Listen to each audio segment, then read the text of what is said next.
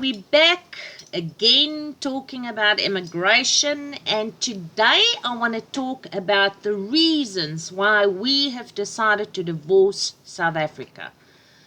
A lot of the people have asked me, do I hate my country? Don't I like it here?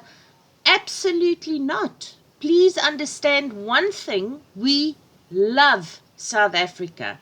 It's the place where we were born.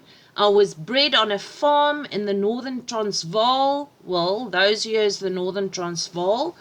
And I had a beautiful, beautiful childhood.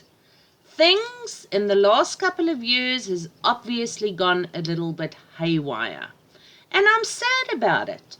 I don't feel that it's necessary for anyone to ever have to abandon their country or divorce from their country. It's a big deal, and that is why I'm doing this information YouTube channel, is to talk about the huge amount of people that are currently looking at migrating and leaving South Africa, divorcing from South Africa.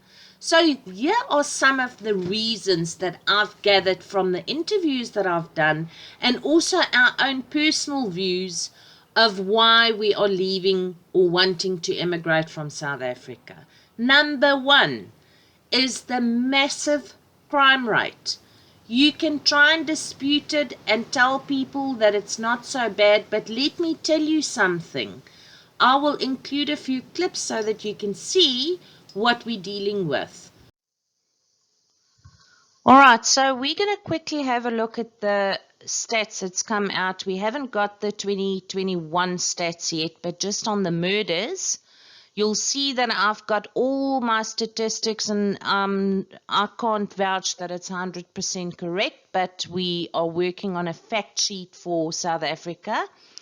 And we're looking at 21,325 murders. That is an average of 58 murders per day in South Africa. Now, please remember, we're looking at a population of about 60 million people. So this is a staggering amount. Attempted murders is a rough amount of 18,635 on attempted murders. Let's have a look at sexual offences, of which South Africa now officially boasts the #1 country in the world with the highest sexual offences. And the amount here is 42,289,000. That's an average of 116 rapes per day. And please note that only 40% of the cases are actually reported. If we move on to house burglaries and robberies, the total amount is 227,089. That is an average of 917 robberies and or burglaries per day. It's also here noted that only 48% of burglaries gets reported and 40% of robberies are actually reported. The people just don't trust the police to actually report these stats. Now, we haven't spoken about hijackings. I haven't put it in here. But our hijackings for 2020 is 18,162, of which only 50% is reported. And then thefts on cars is a rough 46,921, of which that amounts to about 129 per day. So if you have to ask me the question again, why are we looking at divorcing from South Africa? I think this is a pretty good indication.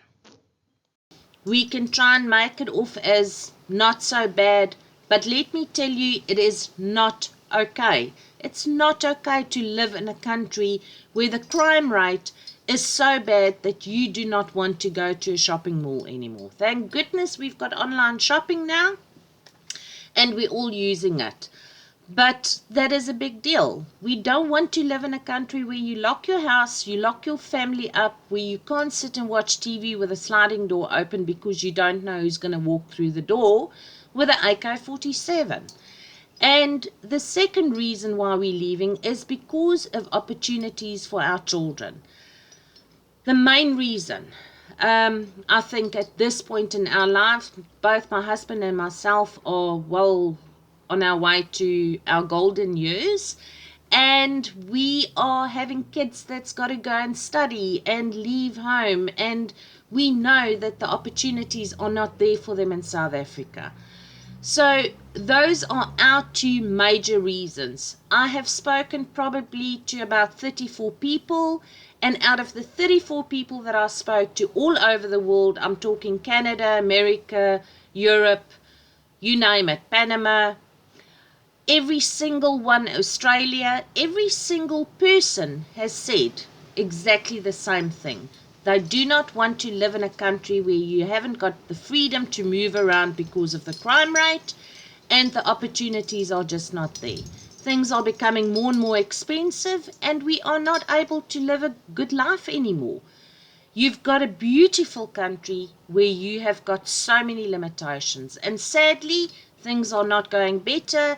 We haven't seen any improvement. In fact, it's gone backwards. So guys, please like and subscribe to my channel. I would love to share our journey, and I would love to share other people's perspective, not just my perspective. And let's see where we get to. It's going to be very interesting to see which country we choose to go to and what we are going to change our beautiful country for. But I do believe it's all about a mindset, and if your mindset is correct, you can go and live anywhere in the world and make a roaring success of it. So thank you again, and I will see you on the next video.